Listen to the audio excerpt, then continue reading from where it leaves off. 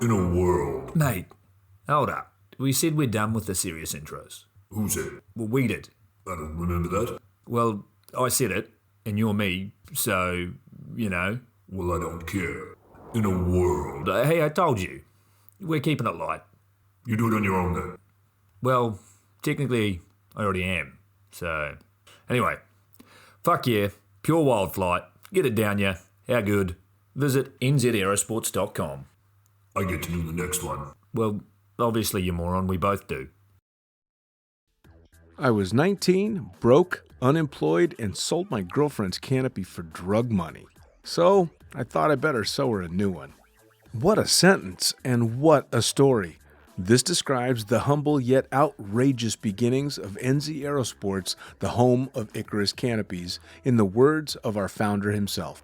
From getting a paratrooper toy from his mom, watching parachutes at the DZ as a 6-year-old, jumping off the wharf with a parachute made from bed sheets, doing his first jump at 16, sewing his first canopy on a borrowed machine at 19, and starting to sell parachutes out of a garage in 1986, Paul Gyro Martin had an undying love for the sky.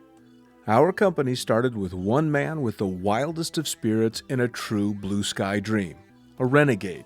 In the time that Gyro created and ran the Icarus Canopies brand until he passed away in 2017, he pushed everything he had to its limits. We miss him, and we always will. Gyro is the next generation of NZ Aerosports. It honors our founder, of course, because it was the name we all knew him by, but Gyro the rebrand also marks the start of a new chapter, our next jump. Gyro is the space between sound and silence, art and science, chaos and calm. Gyro is a state of epic tranquility that transcends understanding. That moment, in the door, in freefall, mid-swoop, where nothing but the present exists. A perfect balance of euphoria and thrill. Gyro captures our passion for flying and our commitment to designing break-the-fucking-rules canopies that deliver pilots pure, wild flight. Coming straight from the cockpit, it's another episode of Lunatic Fringe with the fucking pilot.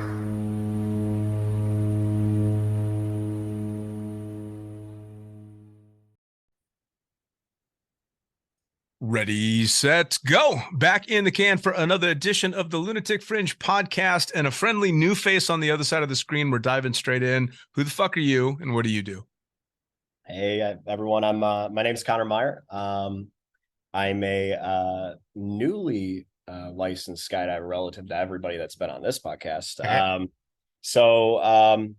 3 years in the sport, really 2, because in my first year I jacked it up, which I'm sure we'll talk about. I'm sure we will. So my home DZ though right now, I jump out of Western New York skydiving. There's also Skydiver Falls in the area. Those are the two, basically Western New York area, and more southern tiers Rochester skydivers. We all jump at all three, but it's a good gang out here. Me, I'm not full-time yet. Did just get my coach rating. So I'm starting to dabble into that world, and which is pretty amazing. I mean, there's really no better feeling than getting to, help somebody go down that path that you went. Sure. Yeah. Everybody gets into this for their own reasons, but they're usually pretty unique. Yeah, absolutely. Yeah. So outside of skydiving though, I'm a superintendent for an international elevator company. It's called Schindler. So I manage techs and a big portfolio for the western part of the state. So a lot of running around everywhere, but that's how I fund my, degenerate activities of chucking myself out of planes. Nice. That's the real world penance you have to pay to be able to play in skydiving. You do, you gotta pay to play. You do. But outside of that, I did start my own business as an entrepreneur a couple of years back. What I did is I started coaching veterans.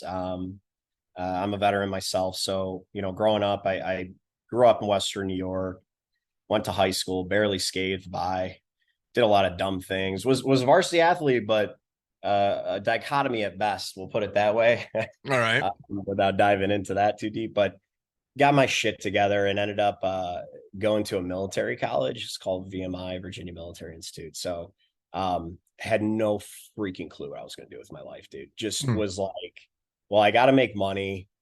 I don't know what I want to do. I guess I could be good at like this kind of shit, and I need structure. So I Googled military and college together because I told my dad I'd enlist. He was a SEAL in the Gulf War. I told him I'd enlist and do that. And he's like, fuck you will. You're fucking going to college, you fucking asshole. I worked my ass off to create you, to undo, my mistakes. So get your ass in college. I'm like, okay, I can't argue that. What an awesome opportunity, to go to that. And ended up like getting into the ROTC shit. It's a senior military college, so they commission about half of their graduates every year into one of the 5 active duty branches. Okay. So you got Coast Guard, Air Force, Navy, Marines, Army. Now Space Force, if you want to be a space cadet, bro, flip around up there and I don't know, shoot bullets at the atmosphere. All right. But yeah, so I did that, ended up loving it, got a bio degree because you need it, and ended up commissioning as an officer in the Army. So I was an infantry officer, did that for 4 years and got out 1 week before COVID. Like, no shit, 1 week Wow. before COVID started.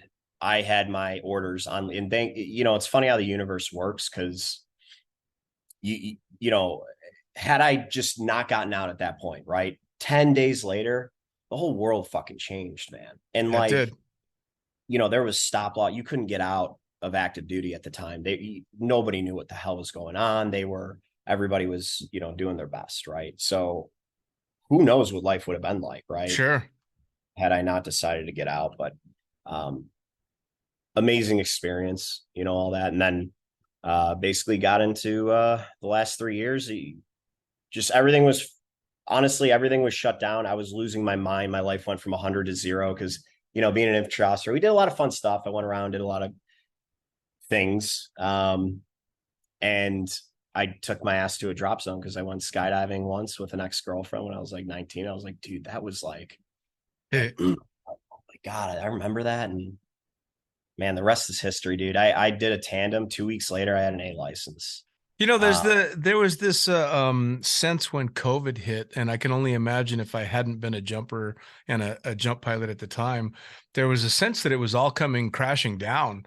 And it was real doomsday there for a while. And I can imagine how truly attractive the opportunity to go huck yourself out of an airplane would be when, you're rolling the dice at whether or not it's fucking coming to an end. Fuck it. Yeah. I might as well go start jumping. Not to mention everybody's stir crazy and you're just sitting around going, well, what am I going to be, an alcoholic or a drug addict now? Because there's nothing else to do, And that's what I was trying to avoid. That's what I told my mom. I'm like, Mom, listen, I could chuck myself out of planes or I could shoot up heroin. I don't know. You tell me. You make the decision. Like, no, obviously not. But dude, you're right. And it really wasn't like there wasn't some bigger meaning behind me showing up at the drop zone, right?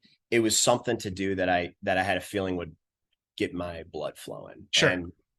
But the community, dude, that is what instantly snagged me. I mean, the jump was amazing. Like I instantly knew I wanted to do it on my own. I was like, let me get this dude off my ass, dude. I want to see if I can do this, which is way harder to do than people realize. Let's be honest there. And everybody was just so fucking welcoming, dude. And just open-minded, and just, it was such a beautiful energy there. And I was like, I need to be around this more. I mean, what are you going to sit in your house and stare at a wall? I'm looking for a job. I just got out of the Army. I'm like, holy shit. Yep. Mind. Yeah, well, it's kind of funny the way you put it, because I felt the same way when I was starting out, because skydiving was it definitely made me nervous. I mean, I would be proper scared going to make those first few jumps, but I almost looked at it now in hindsight, I definitely looked at it as though the jump was the price I had to pay to hang out with these fucking cool people. Like, oh yeah, I really want to hang out with these people. Fuck, I guess I'm going to have to jump. And Yeah. of course, then it became, oh shit, I'm one of those people come jump for, because they want to hang out with, and it became this wonderful thing. But for sure, it was the community that drew me in dramatically more than the jumping to start with, because the jumping scared the shit out of me. Oh yeah. I mean, you can't. The jumping is defying your logical safety mechanisms, Oh and yeah, your body like just gets frustrated with you when you do that because it's like, what the fuck are you doing? Like, why? I'm already in free fall. Like, and then you pull a parachute, and it's like, oh, yeah. and Well, every time, it keeps doing that, and you're like, dude, chill. I got this. We've Well, been you got a million years worth of fucking human beings progressing, telling you don't do this, and one asshole strapped to your back saying, "Let go of the door." you know? probably cracking jokes at you too on the way up, like, man, I hope this opens. Oh, of course, all the hideous jokes that, and I'm sure you probably felt the same way. If it weren't for those shitty jokes, I would have been twice as scared. Yeah, no, TIs do a great, I don't know a TI that hates doing it. Hmm. I don't. Everybody, they say it's the most amazing. I'm not a TI, one day, but nobody has a negative thing to say, and sharing that gift with everybody. You just watch them. It's fun. Like we all get to, I'm been in a wingsuit now, so I get to chill in back. I'm like, oh, cool. It's a neat perspective, I know we're stupid assholes with dresses flailing around in the sky. I get it. But like, it's cool to sit in the back of the bus and watch that experience for people as they go out the door. It's really amazing. Sure.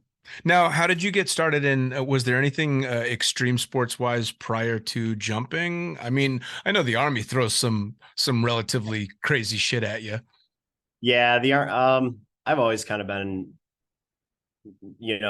chasing the dragon, as I like to call it, or just that next, yeah, this is a coined term, but most of my friends are still serving or veterans, and we all had very similar personalities that kind of drew us in that lifestyle. And you get a lot of jumpers who are veterans as well, first Sure. responders. That there's something to that thrill, that chase. I've always been after it. So I did a lot of dumb shit as a kid, I guess you could say, if you want to call that, if you Yeah, want to yeah. call it sports. But no, I was like a lacrosse player. You know, did track, and then the armies where it all picked up. I mean, intensity wise, like being an infantry, the infantry's generally known to be a pretty grueling path. And then, I went through ranger school there too. That was more intense than I cared for. um, and you get to do cool shit like that. We're rappelling out of helicopters in some areas and flying in the back of Chinooks and C-130s. And then if you're airborne, you jump out of them, but it's nowhere. It's not static line. No, fuck that noise, dude. Sure.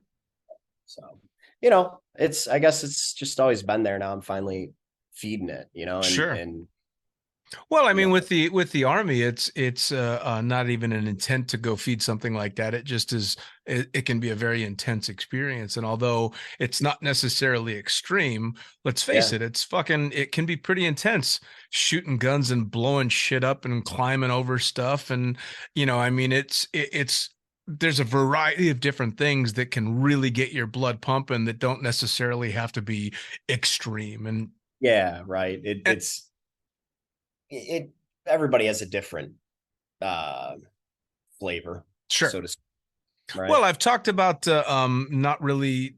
I don't know how I feel about the term extreme sports because obviously, for those of us that have been in skydiving for some time, I don't consider it extreme. I mean, the extreme version of skydiving is base jumping. Base jumping I consider extreme, but I'm not a base jumper because I know a lot of base jumpers that'll be like, no, this is just a mellow jump off a 3,000 foot cliff. you Yeah, know so it really does boil down to perspective. That being said, and I've mentioned this before on the podcast, scuba diving is not considered an extreme sport, and I think it's so much more dangerous than skydiving. I agree. First off, open water fucking petrifies me, bro. All Yeah. right, if I'm scared of clowns and open water. Yeah. Yeah. That's those are my big fears there. And obviously, like, I think the concept that draws all of us in is like the overcoming of your fears. Sure. What better way to master that capability, because that's a skill set, than skydiving. Sure. And what better of a community to foster that growth and development of a mindset in somebody than the skydiving community. Sure. But you're right, base jumping, extreme sport. I think skydiving is very meditative. Mm. It has been for me. It's an outlet in that sense, the same way that I, would meditate or, um, practice mindfulness. You're very present. You're Sure. extremely present. Well, it's a way to obtain that without even trying. I mean, you have no choice but to live in the moment when something like that's going on, and for a lot of people, it catches them off guard because that's not what they think of when they think skydiving. Oh, this is going to be intense, and it's going to be this and that and the other thing, and then after you sit down and you get to think about what you experienced, you realize nothing else was happening except that, and most people don't have that opportunity, and it's very eye-opening when you finally get there, and it's definitely something that you start to seek more and more as a jumper. Actually, one of the reasons that I took a break from skydiving many years after I had started was because I was in free fall, pissed off about something that happened on the ground, and I went, oh, it's time to take a break. Because if I'm not in this moment, then I need a reset. And it was a great idea. We used to say, complacency kills. That was the Sure. saying, especially in the combat arms. Death was near and dear to anybody who served in that realm. If you're in long enough, you're going to know somebody that passes away, which is exactly the same thing in this sport. And that I basically I agree. I mean, you gotta keep yourself sharp to keep playing, Sure. and we love to push the boundaries. We get so consumed. It's so much passion. I think that's incredible that you had the ability to recognize that, Mm. because that's like a cue for me personally. I know that if I don't, I have to. Every skydive is a great skydive for me. That's how I like. I try to view it that way. I won't let like a botch skydive, get in your head, because there's failure isn't real. There's only quitting, in Sure. my opinion. What people say is a failure is really just learning. You choose how you interpret what happened and what you're going to do next. We're completely in charge of that. Sure. Well, and skydiving too, unless you're getting into the competitive side of things. So a skydive didn't go to plan. When I was learning how to skydive, the normal jump was you figured it out as you're climbing towards the door. It was just zoo skydive after zoo skydive, because I started at a drop zone that wasn't particularly fun jumper friendly. So it would be a bunch of low time guys that would occasionally get to jump and had no fucking clue what we were doing. So you're just learning it as you go along. So there was no such thing as a bad skydive. It was, oh, that didn't fucking work, but it was always funny. And if nobody got hurt and everybody landed safe and got back to the drop zone and was manifesting for the next load, then that last load was a fucking success. I mean, Couldn't agree more. yeah, Yeah, that's awesome. That's, I think that's still there. I think that mindset's still there for many. And I mean, it's a more positive than negative environment in general, in my opinion. So I think that's a more common. oh yeah, no, I mean, I to take up, especially for those that work in the sport, to take up a living where you're jumping 2 to 20 times in a day, you got to be a pretty optimistic person. You're taking risks 2 to 20 times a day, man. Yeah, man. I mean, you start to do the math, and the more jumps you've got, of course, the more you're probably pushing the envelope. And honestly, if people aren't willing to push the envelope, then they're not going to be jumping in the first place. But they're certainly not going to be downsizing into small canopies or going to the wingsuiting and doing all these different disciplines. These are people that are pretty optimistic about what's coming, which is a really fun environment to be in. Yeah, man. I like there's a saying called what you think about, you bring about. Mm. Man, do I believe that to the core. I'm a little woo woo. I'm pragmatic, but I'm a little woo woo. Sure, absolutely. I think a lot of people are who get into this sport. It's almost ritualistic for me at times, where it is so critical and integral to my life and how I'm my trajectory and what I, brings me fulfillment. Sure. And like now that I'm locked in and know, hey, this is going to be my life. Like I'm, you know, for however long I'm lucky enough to keep walking there while flying around the earth, Sure. I'm going to keep doing this. Well, that's one of the huge benefits to skydiving is there's a lot of longevity in skydiving. I mean, you're talking about being able to jump into your 70s and 80s. And I don't know too many sports out there that you can continue to go out and have that kind of fun that late in life. I had on a woman by the name of Alice Hicks. For anybody that hasn't heard the episode, Alice jumps out of Arizona and she's a snowbird with her husband. And I initially got her on the podcast because I saw this amazing picture of her with this huge smile on her face, with the helmet in her hair and gray hair coming out the side and well-earned wrinkles over the years. And I shot her a message going, that picture's fucking amazing. I got to have you on the podcast. And I mean, she still teaches line dancing at Skydive Arizona and goes out and jumps. And everybody knows Alice. And Alice is a fucking badass. And Alice is a senior citizen, Yeah. still jumping her ass off. It's truly like, it's just, I wish the world could see more of that. We're so good at highlighting all the bad stuff going on in the world, and there's enough of that. Sure. But like the amazing things like that, like talk about living your life to the fullest. Oh, Like, yeah. that's just embodying exactly what we're all going for, I think. And Sure. so much respect for our elders, so to speak, who Yeah. Well, especially it's kind of ingrained in you in the skydiving sport because we're jumping with our elders. We're on the load with our elders. And the really cool thing about skydiving is the older people that are my age, some of my heroes in the sport are fucking younger than me. And that doesn't really happen in many other aspects of life. There's not too many times that I'm looking at someone that's 15 years younger than me that I'm like, holy shit, this person's got their shit together. Yeah, it's impressive. I mean, I everybody, I wish I got into it younger, so to speak, but like everything happens for a reason. I'm so grateful for my life and everything that's happened, and it's not all been rainbows and butterflies. Never is. But that's what's so beautiful about it, right? Like life is not just an endless happy streak. It's peaks and valleys. It's Sure. just trying to keep that trajectory a little positive, Sure. Just keep growing, learning, and living, baby. Yeah. Now, when you dove into skydiving, how was the course for you? Did you find learning to be an easy thing? Was it a challenge? I guess it came relatively natural for me in the sense of understanding the movements and learning, but I credit a lot of that to my instructors. My mentor was a guy named Jones Mendanha. He was Brazilian. He had over 9,000 jumps, pro skydiver, well respected, well liked, a genuine dude. And he took me under his wing. He saw potential in me that I didn't see in myself. And, when I talked about that meditative state, one of the things he used to really do with me when we would get to about 10,000 feet, right? He would tap me on the shoulder, he'd look at me and he'd be like, he'd dap me up and hold my hand. Yep.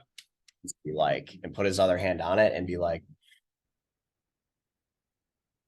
oh yeah, just breathe. And then we would do 6 of those, and it's just right into the skydive. And it's like this miraculous flow into the exit, down the hill, into your dive flow, break off, and all the way down to the ground. And it's so freaking peaceful. It's such a dichotomy, but he was so good at teaching. And, I spent 4 hours in a tunnel with him, and he took me through AFF, continued to coach me. And we just, we ultimately ended up becoming business partners. And, unfortunately he passed away in February 2022 on a tandem, skydive Houston.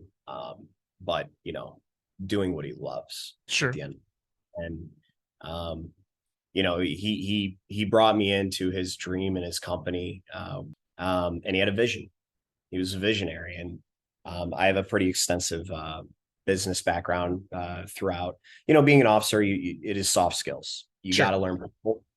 And then that was a natural transition to like operations management. And, I'm almost done with my MBA too. So it's kind of like when it comes to practicality and making money, that's my skill set. I understand people, I understand operations. And so we partnered together and really to make the skydiving industry more accessible to the public, safer and streamline operations, basically. So that was the goal of the company. And, we want to take 20%, donate it to veterans and mental health nonprofits of, our profits each year. It's really about flushing money back into what we care about and then back into the business, because we want to make skydiving more accessible. Like it is such an amazing thing. Like, how could you not want to share this with as many as possible?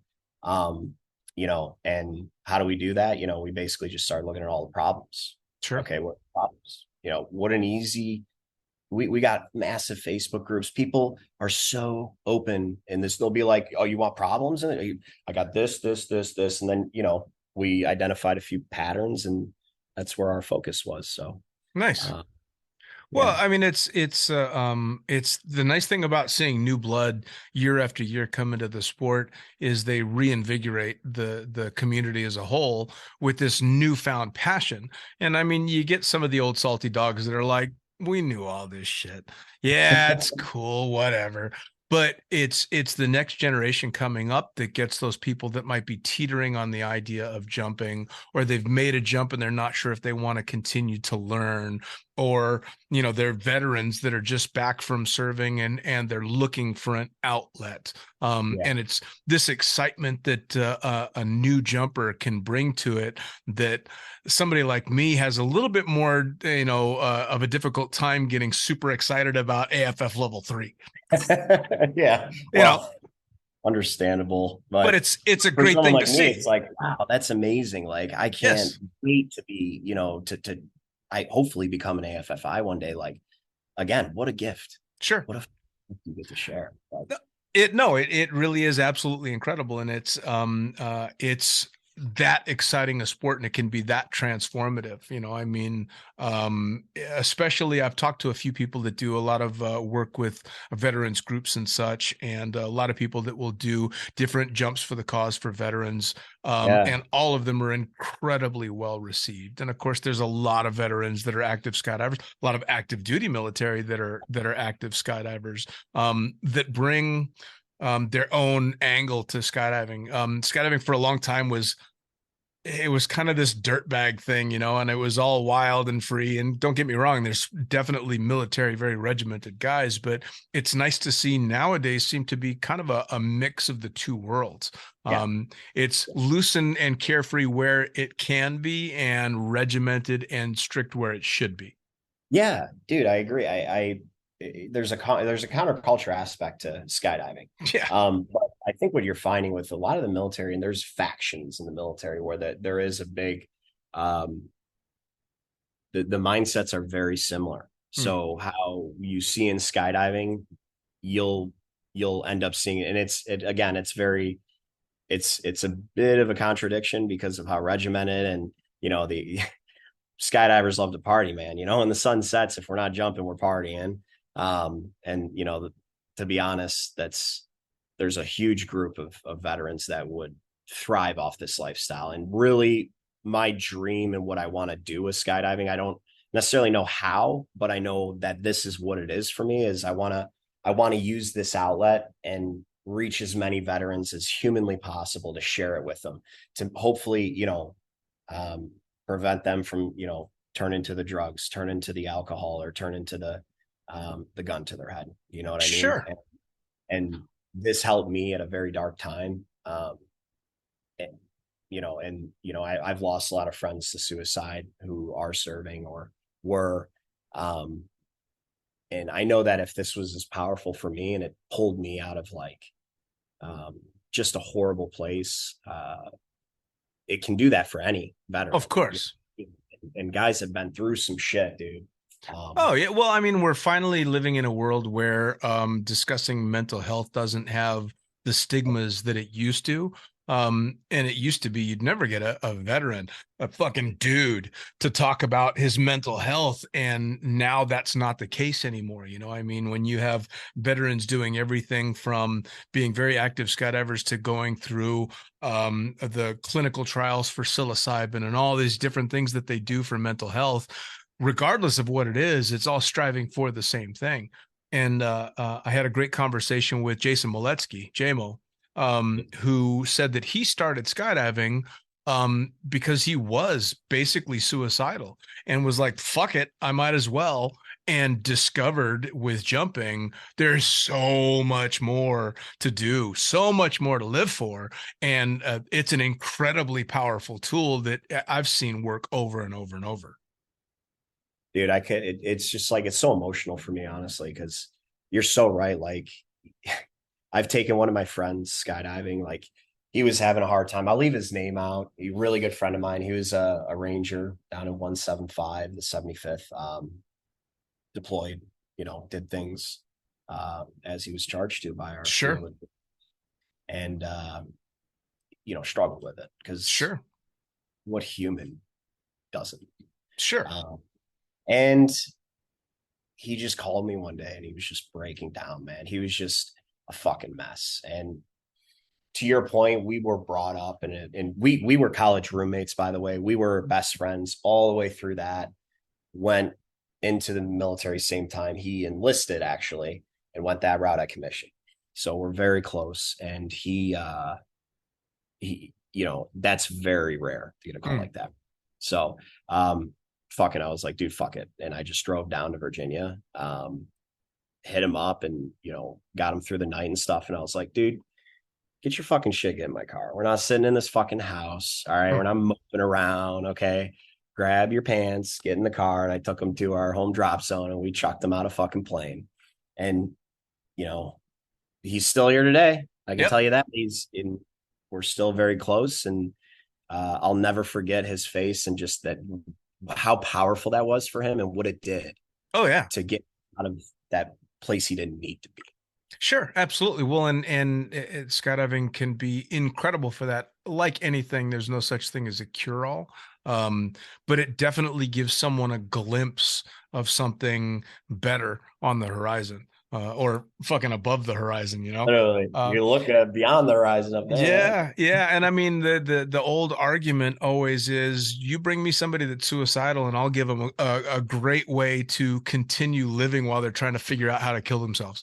I mean, I always would think, if I was given a death sentence with a medical issue or something like that, that's what I'm going to take up base jumping, because fuck it, I'm going to go big. I'm going to go hard, and it's it's the same thing with someone that is potentially fighting with suicidal tendencies.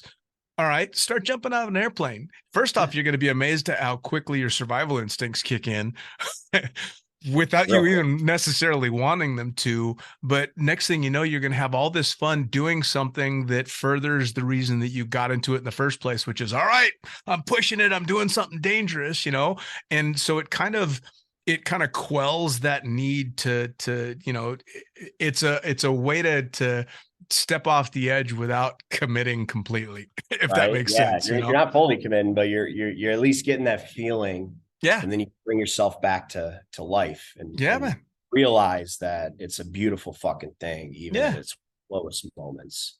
Well, I watched a documentary about people that had committed suicide jumping off the Golden Gate Bridge, and they actually interviewed a guy that survived off the Golden Gate Bridge, and they asked him what he was thinking when he stepped off, and he said, the very first thing I thought was, I wish I was back on the bridge.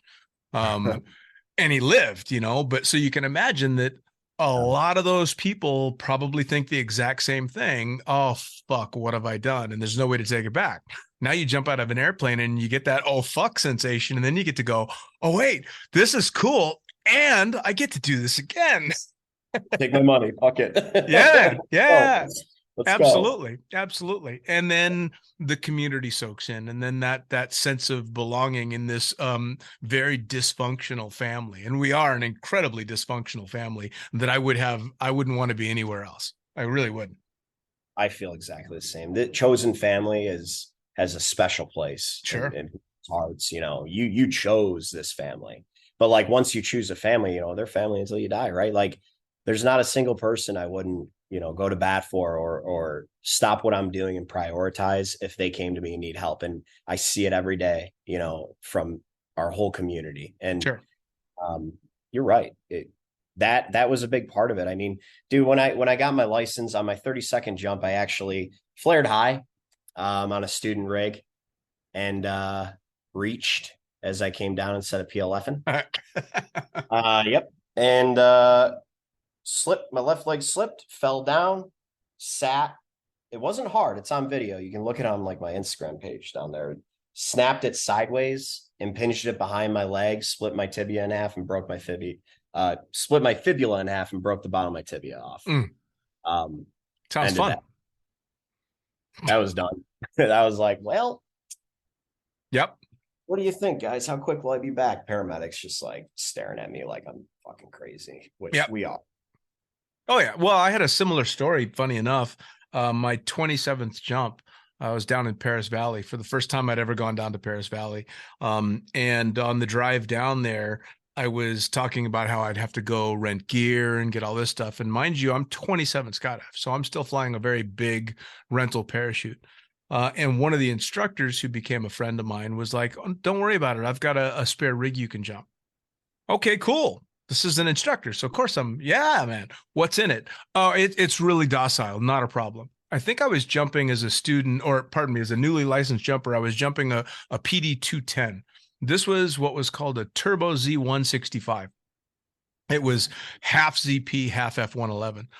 And I opened up with the brakes stowed, flying twice as fast as I'd ever gone before, realizing, of course, I've got to unstow the brakes. So I unstow the brakes and I'm shitting my pants. I've instantly from 3,000 feet, I am horrified that I now have to try and land this thing. And of course I panic flared and then made the crucial mistake of letting up on the flare and just drilled myself into the ground. Fuck, man. Broke my leg, split the bone lengthwise below my knee. But unlike you, I was not smart enough to sit there. I went and manifested for the next load. Trying to walk it off like I was cool. My God. Got on the plane, and as we're going up, my leg starts swelling up so badly that I can't bend my knee anymore. But the smart decision, of course, would be ride the plane down. Now, mind you, I'm still on the same fucking canopy that I just broke my leg on. So I jumped again, of course. This time I nailed the landing, thankfully. But my buddy's like, "Come on, let's go for another load." And I'm like, "Nope." Legs broke. Yeah. Nailed the landing, 27th jump, no shits given. No wonder you're where you are now, if that's how you started, man. I was a fucking idiot. You're on a warpath. I was an idiot. But a very, very similar start. You start with a break, but the cool thing that something like that gives you in a sport like skydiving is if you're met with adversity so early on in the sport, you have to answer the question really early on in the sport. My first cutaway was 2 jumps after that. And so you have to ask yourself, all right, I've broken something. Is this something I really want to do? Okay, fuck, I had a cutaway. Is this something I really wanted to do? And a guy by the name of Mike Skeffington, who is OG skydiver, gave me a great piece of wisdom back then, because I was pretty shook up after the cutaway. He's like, you at less than 50 jumps have answered the question that people with thousands of jumps haven't answered. And I'm like, what's that? He's all, you can pull the handles, and you can pull the handles. He's like, I think at the time he had thousands of jumps, and I don't believe he had a cutaway. He said, I've never had to do what you've already done. You've already answered the question, man. Go be a fucking skydiver. And it was great advice. That's amazing. And that's exactly what we were talking about. The professionals, right? The mentors, these people that have been in it for a fucking while, have been in it for a while, and they're still here. Sure. Rather, they got wisdom, and they're just like, dude, you're getting just so much wisdom just handed to you on a silver platter. Oh yeah. Like, you can't get that in other sports, I mean, that's the kind of people that make this sport so amazing. Oh yeah. Well, and they love giving that advice because they love seeing someone benefit from their mistakes or from their epiphanies, It's nice to see. That's one of the reasons that the podcast has been so much fun, because I get to talk to, these rock stars and unknowns alike and get really cool perspectives on where they're coming from in the sport and what they're doing with the sport. And you get some really eye-opening answers from people. And I've never stopped learning. I mean, I still am talking to people that have been doing this much longer than I have, going, no shit. Okay, this is amazing. Yeah, And then you get to learn about the history of the sport as well, and figure out how people really put their asses on the line for the sport to get to the point where it is. crazy. The Yeah. pioneers, man, are fearless. Oh yeah. They're fearless humans. Oh yeah. You know, And that they learned to do it 45 to 60 seconds at a time, Pretty yeah. amazing. I mean, dude, I learned all the way through backflying in a tunnel. Yeah. That wasn't accessible. These people had to, every jump, you got like 1 minute of practice. Like, don't fuck it up, figure it Yeah. out. I have a lot of respect. I really do Well, for that.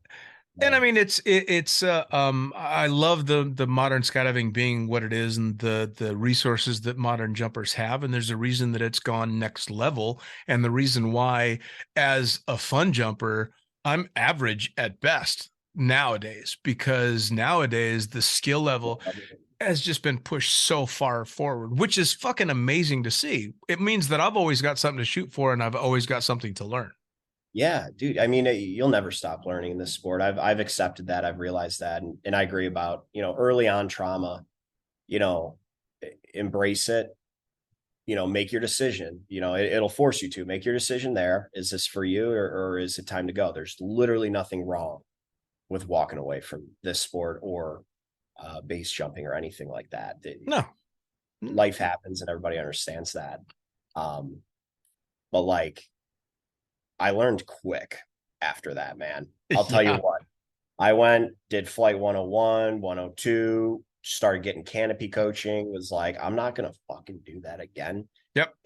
If I have any say in it, which you do to a degree, right? There's always shit happens, but it's funny how everything works out, because I don't think I would have progressed or Ben is cognizant of the risk and the criticality of your decision making on a jump, had I not learned from the best teacher out there, which is pain. Yeah. Oh yeah. No, pain is an incredible motivator. It really is, and obviously skydiving is a sport where you want to try and learn by other people's mistakes, but I nowadays, I've been doing it so long, I can acutely feel someone else's pain, because chances are I've fucked myself up the same way at some point. So the earlier on in your career you learn through other people's mistakes, the better off you are, because trust me. Don't be like me. I'm a hard learner. Okay. Listen to these people who know what they're talking about. Oh yeah. Well, We're all type and stubborn, all So that like, shit that all that shit that didn't hurt 28 years ago hurts now. Trust me. I mean, the doctors were just like, they saved it. Thank God. It was bad. They were like talking about amputating my foot before they put me on. I'm staring at this guy. I had like a fucking 2-hour ambulance ride, and they were like, oh, we should have sent mercy flight. Sorry. And I'm like, yeah, got whatever, man. Just Yep. Are we there yet? And yeah, they told me all kinds of nasty shit, like I wouldn't be able to run ever again, this and that. And it was just like, no. I was like, I appreciate and respect where you're coming from, but I promise you, I'm going to be back in the air again. Yep. It happened. I will run again. And everything that I set my mind to from that moment on, I'm on trajectory. And am running again, exercising again. I'm in the best shape I've been in years. And it's just fucking crazy to think about that the human body is this resilient. Oh yeah. But what I attribute a lot of my recovery to be honest, was the training. Sure. So I had 10 years under my belt of intense training and being in incredible shape, because that was my job. and it just became habit. So when I got out, I mean, I needed an outlet. Working out, it becomes habitual once you do it for a while. But Oh that yeah. shit saved my body. Like my recovery was quicker. My ligaments held up. They're like, you may not have your foot had you been living a sedentary lifestyle and Sure. had an accident. And that was an eye-opening moment for me. Sure. And gave me a lot of appreciation for this little meat bag. Oh yeah, man. Well, and one of the things that I learned through more injuries and more trips to the emergency room than I'd like to remember is that, especially in the U.S., doctors are almost always going to give you worst possible case scenario and leave out the happy, sunshiny, silver lining shit because they're scared they're going to get fucking sued.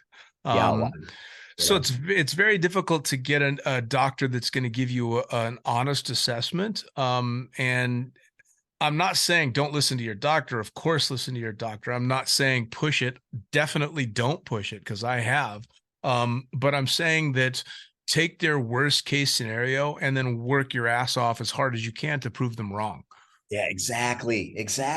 That's where my mind went, man. Yeah. I was like, I respect it, and it's in no way no, fuck you. You don't know what you're talking about. Obviously, Yep. they know they put my foot back together. Yep. I was like, wow, thank you. It's a little bionic, but it's back. Sure. And luckily, I had a very renowned doctor who had a lot of experience operating on skydivers, I guess. So I don't know how it worked, but they must have got the word. He's like, oh yes, I volunteer to construct this young man's ankle. I've done that 113 times. Yep. Well, yeah. The doctor that put my neck back together, I was the third one he'd done cervical surgery on with, blown out discs, So by the time he got to me, he's all, another fucking skydiver. Okay, cool. They're like, we're just cash cows, these people. Yeah. They see us coming from a mile away, which is, it's good. It's nice to know. And like I said, you definitely listen to your doctor. I had a shoulder replacement or shoulder repair done, and they told me I needed to wait 3 months before I jumped. I waited 3 weeks, and then I had surgery a year later. Go figure. Still 3, I guess. Yeah. That's just stupidity. That surgery was basically my fault. So there's pushing it and then there's pushing it. So, you obviously want to try and do the best you can to recover. But you listen to your body too. Exactly. We just had a girl who's been wingsuiting with us in our little group chat. We got wingsuit group chat. She just got confirmation of having a torn ACL. I think she has a spiral fracture. It's a lot. Like there's a lot of things going on. Long recovery season's over, right? Sure. It's just like an outpouring of like, hey, we're here for you. This is what we've done who have been through it. This is what works, listen to the right people, because you just get overwhelmed with advice when it happens from like every angle. It's always contradicting. You're like, dude, I want to jump again. This is too much. Yep. I just need to recover. And that's when I kind of cut out the white noise and honed in and started PT. The moment I could weight bear, I listened to pain as my guide, not a timeline. Yep. Dude, drink a lot of water, I guess. I don't know. Oh yeah. No, every time we'd have somebody that would get hurt, I'd always give the same advice. Listen to the doctor. It's probably not going to be as long as they say, but don't push it. I'm like, you're welcome to come to the drop zone, hobble out here on your crutches and sit in the chair and eat your pain pills. And I'm not going to give you a beer when you're on them, but I'm going to leave one within reach. And you can sit and listen to us talk shit and fuck with you because you can't jump. And of course, at the end of the day, you're going to feel better about it. But before you know it, you're going to be jumping again. I remember the injuries that I've had over the 29 years in the sport, but I don't remember any of the time off because it was such a small amount of time, really in such a big, life of the sport for me. So trust me, our whole lives, right? Yeah, man. And literally with skydiving, if you stay healthy, you have your whole life for it. That's the goal, man. I mean, maybe it's selfish that the only reason I even give a shit is I want my body to last as Yeah. long as my brain lasts, so that I can keep doing this. Because um, it's really boring when you can't jump. so so looking down the road, especially seeing as how you're kind of just getting your start in the sport, what are some goals down the road for you? Yeah, I got some lofty ones, I guess. Maybe they're more dreams than goals. Dreams become goals when they're attainable, Hmm. right, and within reach. Um, but I want to really build the company that Jones and I started into. I want to help revolutionize the industry, and we have some amazing ideas that we're working.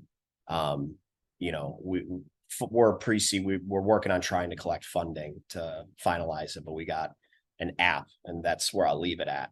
Okay. Um, that is going to in our opinion, have a major impact in a positive way Cool. on problems that we're Cool. facing. So I have a dream to help improve this and grow this sport personally.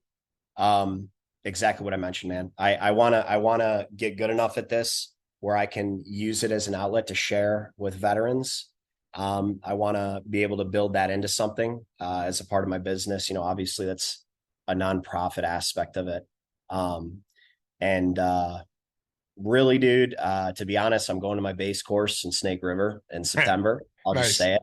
I know I don't care if it's bad juju or whatever. If you say it beforehand, it's going to be a blast. I'm really looking forward to it. I'm scared and I'm excited at the same time, but I do have a long-term goal of wingsuit base jumping. I know, everybody laugh and just throw the jokes. I got it. Nah, man. But, My it's, opinion of that is really simple. If that's something you want to do, fucking absolutely go for it. Just go for it in the safest possible way.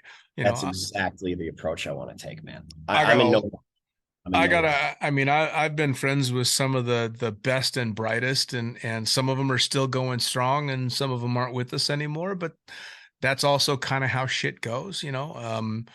It's if it's something somebody wants to do, as long as you're smart and as safe as you possibly can be, then fucking do it, man. This is where I'm starting. Yeah, man. Well, I'm that's the starting thing, right. right? Is it's better than all right, I'm just gonna go huck something and see how it works out. You know, you're not buying a used base rig off of a website and giving it a shot. So you're going about it the right way. So you end up on the list, right? Yeah, man. Yeah, man. So I have really good mentors. And I got into movement groups. Basically, jump of 120. I was in a tracking suit, and from then on, all the way up through a wingsuit, it's just I want to do everything like anybody, and I'd like to coach and instruct. That's my long term goal. I want to full time work in this industry, but Nice. um, that I'd like to do that. What's after that, I don't know. But at the end of the day, I want to have a positive impact on the Nice. industry. That's Nice. the if nothing else, let's uh let's improve this sport. Yeah, man. So you mentioned you got your coaching ticket. So somebody's listening to this podcast, they want to come make a coach jump with you, or they want to privately dig into you and find out what the fuck this app is and what the business is about. How do they Yeah. find you on social media? Where are you jumping at? How do they get a hold of Connor Meyer? Yeah. So I'm on Instagram. That's my main like social media platform. I use that. So you can just message me. My handle's flagship mindset, all one word. So hit me up on there, and happy to chat with anybody. And it's already been amazing, just the connections and the networking that's occurring. I hate social media, I really do, Mm, but it's here to stay, yep. and it's necessary evil from a Yep. professional perspective. Oh yeah. And to be honest, we wouldn't be talking if it No. wasn't for it either, right? So there's some good to it. But other than that, that's the only social amount. I'm not on freaking TikTok. Uh, Yeah. it, I know everybody is. I'm avoiding it because I have successfully not downloaded it to this point, right? And who needs Sure. another social media platform? Sure. But yeah, flagship mindset. Look me up. I'll Awesome. be available. Connor, man, I appreciate you taking the time. I know you're busy doing the move and stuff, and you're in a new place and all that. So it's always great when I get somebody to take time out of their busy schedule to sit down and talk shit with me. Yeah, thank you, Dean. I really appreciate you inviting me on, man. It's been amazing. Absolutely, man. You take care. Thanks. See ya. Well, there you have it. Another episode of the Lunatic Fringe podcast brought to you as always by, well, wait, not as always, actually. Brought to you now by Gyro. Formerly known as NZ Aerosports, you'll head to gyro.com for their next level line of canopies. By Pussfoot, the Extreme Sports Collective. Head over to pussfoot.com to check it out. By Summit Parachute Systems, check out summitparachutesystems.com to talk to Jarrett Martin and the gang about kick-ass pilot rigs, rigging courses, and more. By Flyaway Indoor Skydiving, go to flyawaytn.com and check out all the cutting-edge stuff to come. By Pure Spectrum CBD, head to purespectrumcbd.com to check out their wide range of CBD products. And as for us, head to the lunaticfringepodcast.com to listen to any of the hundreds of episodes currently available, hit the link for our YouTube channel, pick up your copy of the Lunatic Fringe book or The Accidental Stripper, and get a sneak peek at upcoming guests. Once again, thanks for listening. We'll see you next time.